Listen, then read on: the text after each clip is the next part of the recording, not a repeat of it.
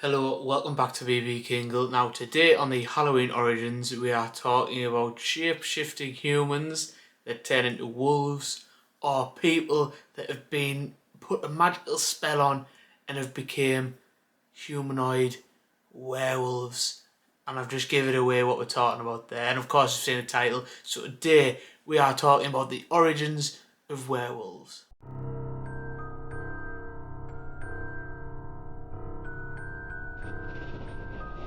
To kick it off, we are going all the way back to BC, 2750 or 2500 BC.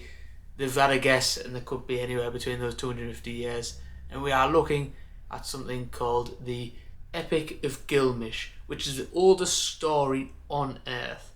Gilgamesh wrote about how he jilted his ex-lover because he found out that she turned one of her exes into a wolf. So that means that is the first ever documented written evidence of a man turned to wolf. Back to Greek mythology as well, Lycaon, a cruel king, decided to give Zeus some human flesh. He wanted to know if Zeus really is the all-seeing, all-powerful god that he said he was, and he wanted to see if he would be able to distinguish meat and human flesh. So he tried to give Zeus a bit. However, of course, Zeus knew that wasn't food and it was actually human flesh.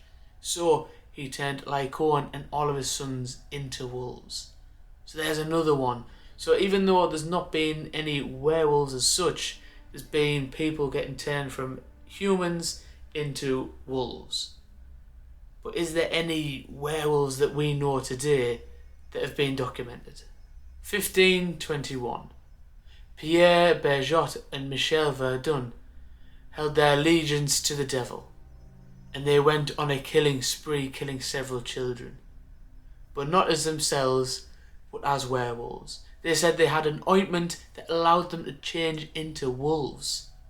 They were obviously caught and burnt at the stake, which was one of many ways to properly kill a werewolf.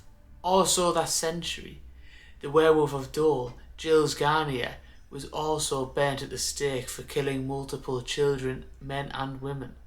The exact same thing. He said he had an ointment which allowed him to change into a werewolf. During the 16th century, no human believed that any other human could commit these crimes. They were like, it's a definite werewolf crime. No one's that sick. No one can perform what they've done. No one can be that cruel. Only werewolves can. So what began to happen is we've all heard of the witch trials, but there was werewolf trials from the 15th, 16th and 17th century. Germany, 1589. Peter Stump admitted to killing animals, men, women and children. People claimed to see him shapeshift into a wolf, and he also said he had a magic belt which allowed him to do so. He killed multiple people, so they thought they weren't going to let him off lightly and just set him fire. They thought, this is quite graphic, but they attached him to a cartwheel, removed his skin using hot reaches, and decided to decapitate him as well, just to ensure he was dead. And then they attached his head to a spike, a wooden pole spike, which was shaped to look like a wolf.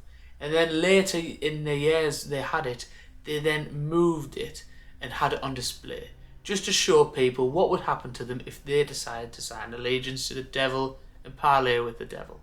So there's three people that were just genuine serial killers or were actual werewolves. Now during the time of the werewolf trials, the 15th to 17th century, a lot of people who said that they were werewolves were tortured very brutally. So they just said they were just so it would stop.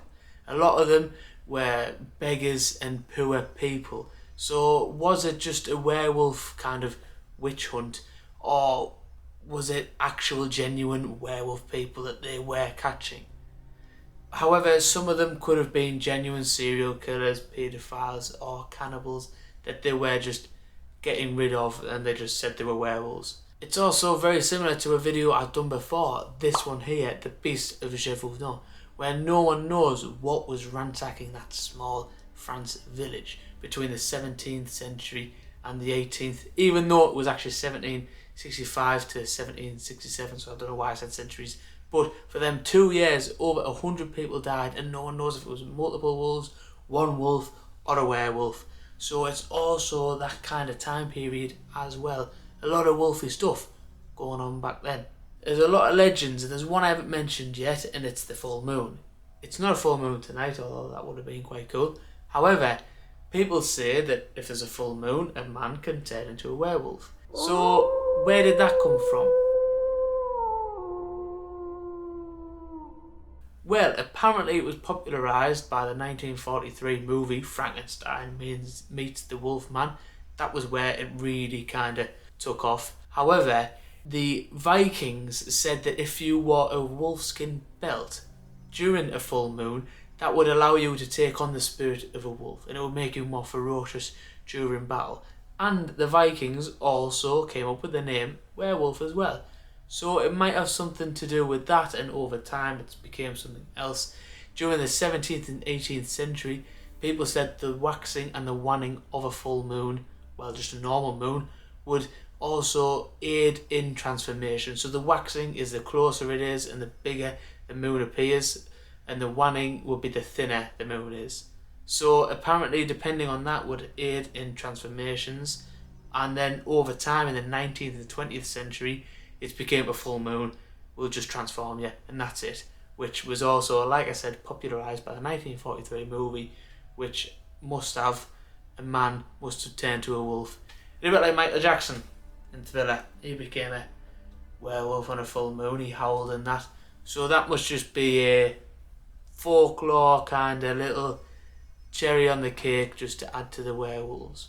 So there's a lot of information out there around werewolves, especially this trial. There was a lot of information on there. I didn't want to go into too much detail about the trial, but I just want to talk about the origins of werewolves and how it snowballed into something else. So later I'm going to do a video on the witches, the Salem witches, all their trials, all the witch trials, and I'll do werewolf trials and everything. I'll cover them as a separate video, or else it would have been too much in this video. So like I do in all the other videos, is it real? Is there a werewolf out there? Is there any sightings? Well, you may have heard of the cryptid, the Dogman. Now this is a Dogman. That is I'd say a werewolf. If there's anything going to be a werewolf, it would be this Dogman. So as I was going through the Google, I seen a few things of the 2023 Dogman sightings. Texas seemed to be a hot spot. There's also a thing called the Dogman Triangle. So there is also another video I can talk about the Dogman. However, werewolf sightings are very, very common. So comparing the werewolves to vampires and zombies, yes, the Greek mythology is in all of them, and it is kind of folklore. However, with the werewolves, it could be something a bit more. There could actually be something out there, very werewolf-like creature, humanoid, shape-shifting. There's also, as we know, skinwalkers. They're a bit werewolf-like. So to say werewolf, it's quite broad. It doesn't genuinely mean anything. If you were to go down that route, we all know what a werewolf looks like, but there's multiple, like I'm saying, the Dogman, there's skinwalkers, there's multiple things that could kind of fit into that category of a werewolf. So it could be a bit more real than actually what we think. There could actually be something out there, like a werewolf, a cryptid, that is roaming amongst us, and there's been multiple sightings of a said werewolf. Now if you did enjoy this video, please check this one out here and follow me on my search of the origins of the most well-known Halloween creatures.